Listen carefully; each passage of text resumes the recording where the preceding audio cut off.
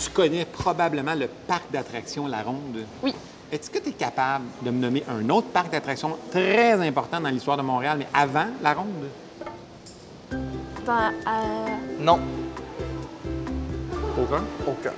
Mais comme avec des montagnes russes ou juste des parcs... Des manèges. Des manèges, ça, non. Ça, je sais pas. Il n'y a pas le parc Belmont. Ouais, genre, il y a une tour de Diane Dufresne, là. Je pense que c'est. Oui? Oui. Il me semble qu'il y avait un parc d'attractions là-bas. Connaissez-vous le parc Summer? C'est un parc d'attractions. Il avait été créé il y a plus de 100 ans, en fait en 1889, par un musicien, Ernest Lavigne. Il était situé dans l'est de Montréal. On pouvait y entendre des concerts, des chants d'opérette, y voir des marches militaires, mais aussi y vivre des sensations fortes dans les manèges. Le parc était très populaire, mais malheureusement, un incendie détruit plusieurs de ces infrastructures et oblige la fermeture du parc.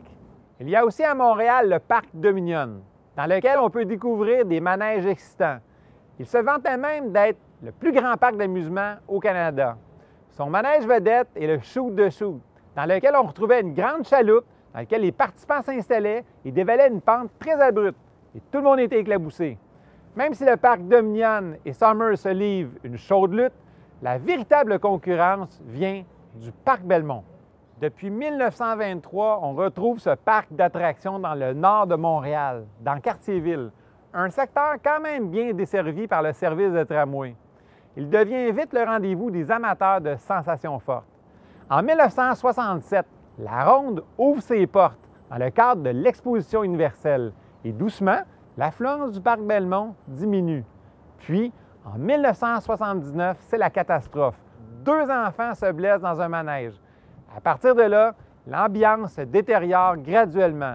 Et en 1983, le parc, qui a quand même accueilli plus de 25 millions de visiteurs depuis son ouverture, ferme ses portes définitivement.